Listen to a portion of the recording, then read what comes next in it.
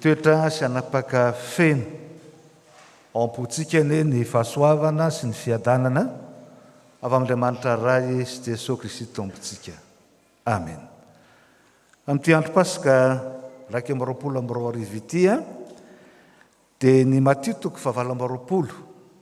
ny andininy voalohany ka hatramin'ny 10 no akatsika ny afatra Pasika ho antsika amin'izao maraina izao.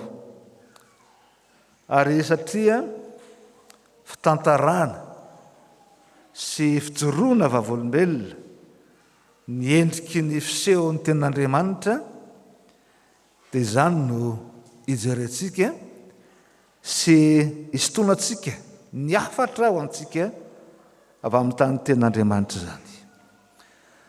Raha fitinina amin'ny fehezanteny tokana izay ijoroany reto vehivavy roa, Maria Magdalena sy ilay vehivavy anankiray sy manao hoe reniny Jakoba, vavolombelona ny amin'ny andro Pasika dia izao: miseho amin'izay tena mitady azy tokoa ny Tompo. Na azo lazaintsika hoe ny etaeta fanirian'ny olona ahita n'Andriamanitra dia tsy hanain'Andriamanitra amin'ny fisehoana amin'ny fiainana izany.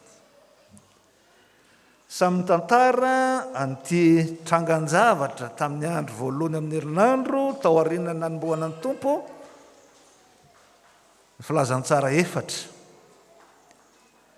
Ka na dia misy fahasamihafana ihany aza amin'ny fitantaran'ireo satria fijoroana vavolombelona, dia tsy manova na inona amin'ny vaovao mahafaly ny Pasika izany. Dia ny fitsanganan'ny Tompo tamin'ny maty ho fiainana ho azy rehetra mino azy.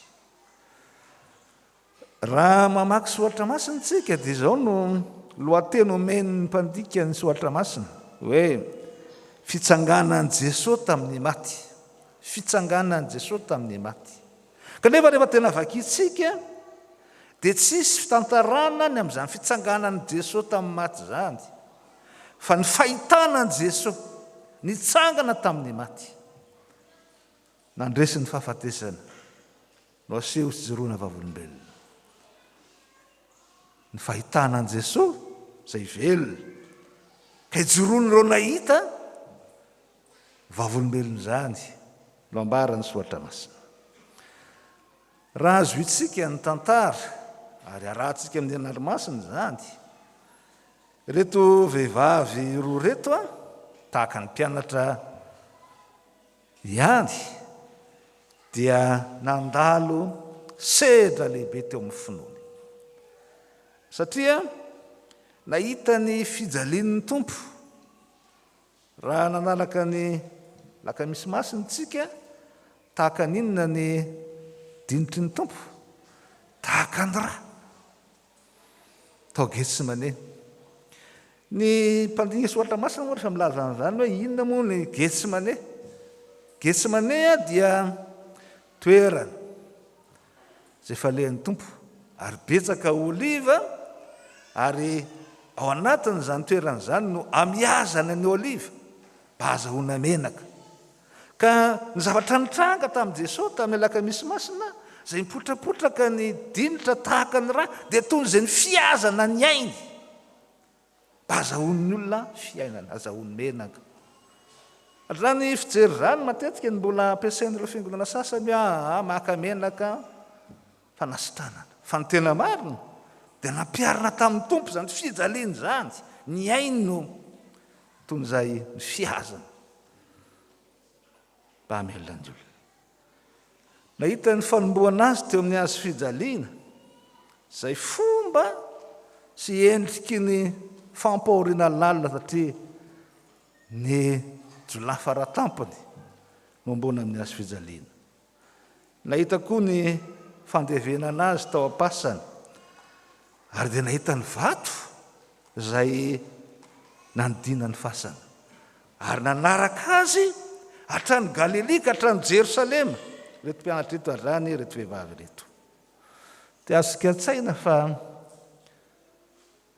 vehivavy zay very hevitra, vehivavy zay toy ny tapidalakale, diso fanantenana teo amin'izay fahitana ny fahafatesan'ilay tompony, lay nanao fahagagana, lay nanao famelomana sy famerenana ny maty tamin'ny Lazarosy, kanefa dia indro maty. Ary mety tafitohana mihitsy azy noho ny tsy fisian'ny fahamarinana, satria heverina fa tsy meloka fa nomelohana. Ary dia tsaroana fa mety rahatra-po ny tao anatin'izy ireo teo anatreny zany. Kanefa tsy nahandry fa vao mangirany ratsy ny andro voalohany amin'ny herinandro ao aorian'ny sabata, dia nakaiza nandeha mbola hijery ilay fasana izay nametrahana ny fatin'ny tompony. Nandeha hijery ilay fasana izay nataony hoe hitahiry ny fatin'ny tompony. Raha malala ny fasana dia nisy vato be nanidy azy ary nisy mpiambana. Fa raha isika eo amin'ny toeran'ireto mpianatra reto ary reto vehivavy roa reto, mba nanao zany ve sika? Mbola nanana herim-po sy fitiavana andeha hijery ny tompo anaraka azy. Rehefa mandinika ny tantara ny Soatra Masina ny amin'ny fitantarana ny fitsanganan'ny tompo, raha marimarina koa teo hoe ny fisehoan'Andriamanitra velona, Jesosy velona, dia ny vehivavy anie nanana an'izany herim-po zany, fa ny lehilahy moa nakaiza. Misy efa nandeha nody ny roa lahy fa nakany amin'ny lalàna tany Emosy, ny hafa mbola nidy an-trano. Ary zany no mampieritriretina antsika fiangonana. Raha tody zavatsarotra tsy tody zava-manahira, mbola hanana an'izany faniriana, anaradian'ny tompo zany ve sika?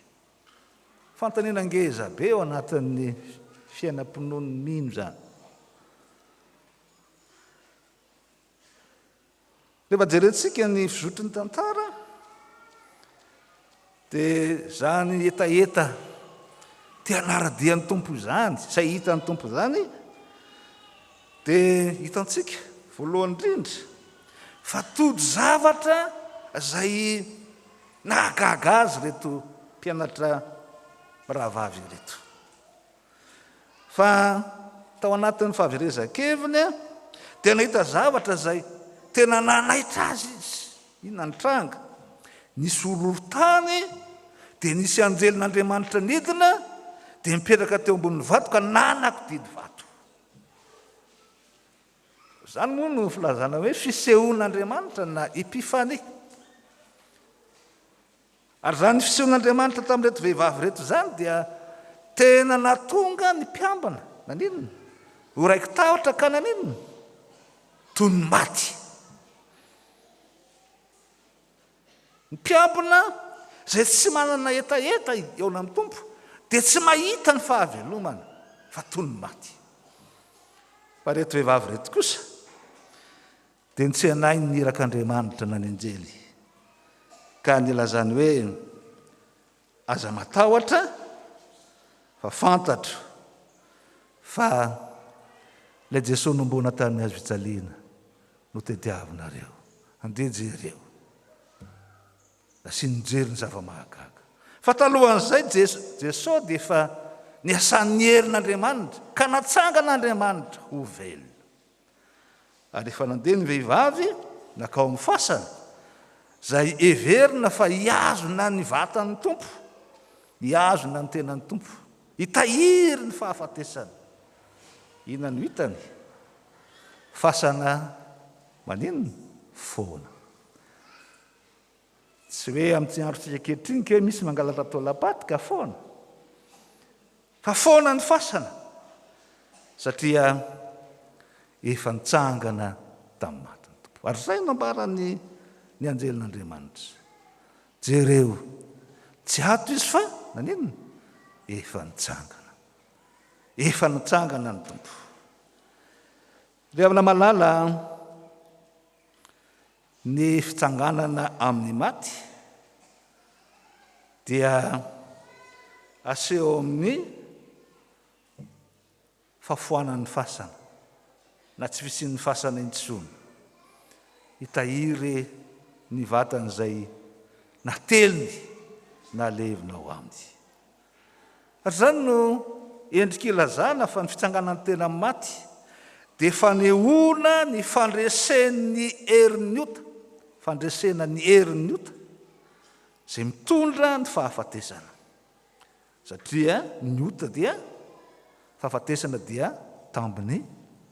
Ka raha foana ny fasana, tsy eo intsony ny vatany izay nodimandry fa noho ny herin'Andriamanitra dia nanangana an' Jesosy, dia filazany zany fa ny hery n'Andriamanitra fiainana no manafaka ny olona amin'ny herin'ny fahotana, ka tsy hananany fasana fahefana intsony tsy rehetra modimandry ao amin'ny tompo.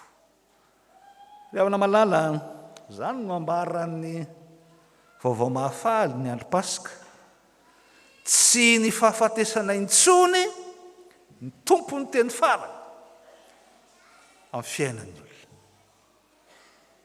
fa Andriamanitra manome azy fiainam-baovao ary naseho sy Jesosy Kristy no santatra ho amin'izany. Ny fahafoanan'ny fasana ary izay nety napatahotra nyreto vehivavy reto, raha toka tsy teo ny anjely izay nilaza taminy hoe aza matahotra ianareo fa fantatra fa Jesosy izay efa nombona tamin'ny hazo fijaliana todiavinareo, tsy ato izy fa efa nitsangana arak'izay efa nolazainy taminareo. Dia mety fahaverezan-kevitra raha tsy nandre zany reto vehivavy reto, fa fantany ankehitriny fa raha foana ny fasana dia milaza fiainam-baovao, vaovao mahafaly ho azy ireo izany. Ary zany no natonga azy raha mamaky tsara ny tantarantsika, ny alafangana taiza dia amin'ny fasana. Zany hoe dodina ilaza amin'ny vaovao mahafaly sy ilaza ny fiainam-baovao ateraka izany fitsanganan'i Jesosy tamin'ny maty izany, ary endrika izay tsy fahitany intsony ny fatiny tamin'ny fasana, resy ny fahafatesana. Ry fiangonana malala amin'izao andro Pasika izao, raha tena mino isika fa maty isoleloko atsika teo amin'ny hazo fijaliana ny tompo, raha tena mahatoky isika fa zany fahafatesan'i Jesosy teo amin'ny hazo fijaliana zany no fanavotana atsika sy fanamelohana ny ota, dia mahazo mahatoky isika fa tsy ilay Jesosy maty no arahantsika, fa ahita azy velona isika. Ilay Jesosy velona no hitantsika. Maromarina kokoa dia ny hoe izy no ahitantsika milo, izy no hitantsika milo, satria tsara ho viatrany araka ny teny Soatra Masina teo amin'ny famelan-keloka ny hoe zao ny fitiavana, tsy ny tiavantsika n'Andriamanitra fa ninona? Ny fitiavany antsika aloha, ka ny rany zanany ho avitra sy ho famonjenantsika. Jesosy velona no hitantsika sy mahitantsika raha tena mino tokoa isika fa nandray ny toerantsika teo amin'ny hazo fijaliana izy, satria rehefa nandray ny toerantsika teo amin'ny hazo fijaliana izy dia marinina amin'izany finoana izany isika, ka mahita fiainana na ny fahavelomana ao amin'ny tompo.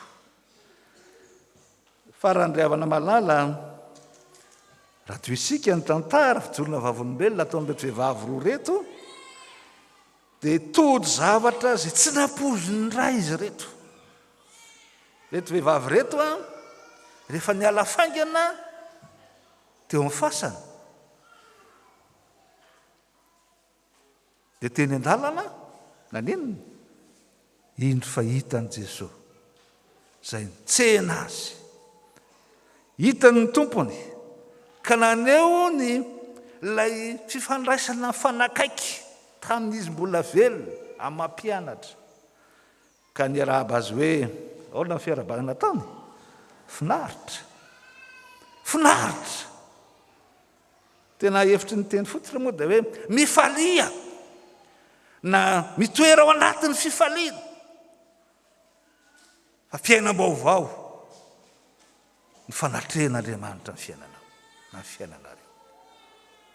Zany no tenin' Jesosy ary zany no vaovao mahafaly fa ny fifaliana ateraky ny fandresena ny ota dia fifaliana aritra mandrakizay satria mahana hery mba amin'ny herin'Andriamanitra ny olona tsy ho andevony ny ota intsony. Manana fiainam-baovao feno fahafaha ho amin'ny fiainana mandrakizay ary zany no hifaliana, izany no hiraviravona, izany no ankalazana an'Andriamanitra. Azo itsika ny tantara tsy napoziny reto vehivavy reto zany hifanena ny tompo ka ho finaritra izany dia avy hatrany izy dia naninona nandray ny tongotry ny tompo ka ny ankohaka taminy. Mety fihetsika mandeha ho azy zany fa fomba ilazana koa fa tena velona ny tompony. Azo tsapahitanana nofo aman-drano, azo tsapahitanana ny fahavelomany. Any amin'ny fisehoana sasany mantsy dia natahotra ny mpianatra hoe sao dia matotoa ity ka mila mipirofony Jesosy hoe tsy matotoa fa za zay velona mihitsy ity ka omeo sakafo ara misy sakafo azo hohanina aminareo. Fa eto reto vehivavy reto dia amin'ilay fakazarana amin'ny mampianatra azy dia nandray ny tongotra zay endriky ny mampifanakaiky azy, zay endriky ny fifikirana, zay endriky ny fiarahana mandeha, zay endriky ny fiarahana mijoro satria ny tongotra roa mampijoro ny olona. Ka izy lay very hevitra, izy lay tsy nahita sy nitapy-talakale mahafantatra fa afaka mijoro amin'ny fiainam-baovao ka nahita sy nahatsapa ny tompony. Ry havana malala, zany no filazany tsara na ny vaovao mila ahely, mila torino, mila ambara, mila amporenana ny finoana dia ny fahaveloman'i Kristy ka fiainana vaovao, fiainana feno no tantarainy reto vavolombelona ny amin'ny Paska izany. Ianao koa ary amin'ity andro Paska ity, zao no tadio ary tsarovy fa rehefa tena manana etaeta, tena manana faniriana, ahitan'Andriamanitra velona ianao, iona amin'i Jesosy Kristy fiainana ianao dia tsy avelan'Andriamanitra andalo zany ao amin'ny fiainanao. Efa mahatoky azy fenonao dia tsarovy fa mandritry ny androm-piainanao manontolo amin'ny mahafiainana kristianina na ny fanekenao Kristy ho tompo sy mpamonjy, na amin'ny fahoriana io, na amin'ny fijaliana io, na amin'izay ambaratsika eo amin'ny mora na amin'ny sarotra, dia eny fa amin'izay mety heverinao tsy ahitanao ny tompo dia araka rerantsika hoe eo foany Kristy, manatrika ianao sy mahitanao foany Kristy. Ary anatin'izao valana retina zay mampiororo zao tontolo zao dia zany indrindra ny tokony hampiavaka antsika, na dia manana ny fitandremana sika arak'izay efa nambara hoe ny finoantsika tsy finoana jambo fa finoana zay miaraka amin'ny saina sy ny fahalalana ka ratsika ndraikitra dia tsy orooro na ho tratran'izay toy ny parapangy moa ny lazany olona azy mirepirepy, tsy hita zay atao fa atoky isika fa manarika antsika ny tompo. Atoko isika fa eo amin'ny fiainantsika ny tompo ka amin'izay rehetra mety hitranga dia anana mandrakariva ny finaritra isika. Ahita mandrakariva fa Jesosy izay tompo ny fiainana no manome fiainana antsika. Zao nefa no tsara tandremana raha araka ny tantara. Oka tsy ny fombafomba mahazatra antsika amin'ny fomba mpivavahana amin'ny fanao amin'ny andro Pasika no sanatria anakana ny fahitantsika ny Jesosy velona, ny fahitantsika ny Jesosy izay nitsangana tamin'ny maty. Satria ohatra amin'izany hoe rehefa tsy lina sokola amin'ny andro Pasika dia tsy Pasika ny andro. Ohatrany tsy Pasika izany andro fa tsisy sokola. Izany hoe tsy nahita akory zany atao hoe fiainana avy amin'ny tompo. Rehefa tsy nahazo mitsangatsangana latsinain'ny Pasika, ohatrany tsy Pasika izany andro tsy afaka hitsangatsangana raha pitso. Rehefa tsy nahazo fitafiana vaovao, ohatrany tsy Pasika. Oka tsy ho takona amin'izany fombafomba zany ny fahitantsika fa efa velona ny tompontsika. Efa nitsangana tamin'ny maty izy. Dia ny atongany zany fiainantsika ho Pasika mandrakariva zany. Dia inona moa no nataon'ny anjely? Inona no nataon'ny anjely izay nidina? Raha manaraka ny tantara nareo, inona no nataon'ny anjely? Naninona? Nanaraka ny vakiteny nareo? Inona no nataon'ny anjely voalohany? Nakodiany ny vato izay naninona? Izay hidi-pasana, ny varavaram-pasana. Izany hoe akodiavy lavitra anao izay hiazo nanao amin'ny fasana, izay mampitoetra anao anatin'ny fahafatesana. Satria raha tsy nikodiany ny vato izay manarona ny fasana, tsy tafiditra taony izy miravavy, ahita fa foana ny fasana. Fa matetika isika dia avelantsika eo ilay vato. Ka kodio lavitra anao, izay misakana anao, tsy ahita fifaliana, tsy ahita ny fahatokina ao amin'Andriamanitra, tsy atsapa fa miaraka aminao ny tompo. Akodiavy lavitra be io vato. Lazana moa hoe vato tsy kely io fa vato be dia raha amintsika ny teny zao zany zao dia ataovy lavitra anao ny tebiteby sy ny ororo, ataovy lavitra anao ny tsy fananana finoana sy fahatokiana, ny helin'Andriamanitra izay mitantana anao raha manao sitrapony ianao, ny fandresena omeny ianao raha mahatoky ny amin'ny fitantanana ianao.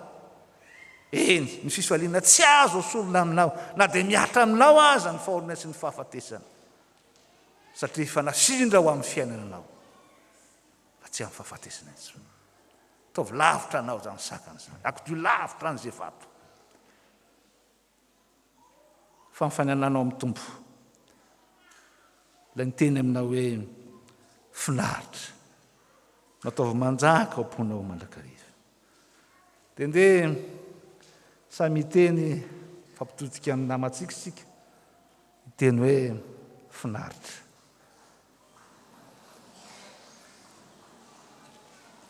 Ho an'Andriamanitra ireny voninahitra. Amen.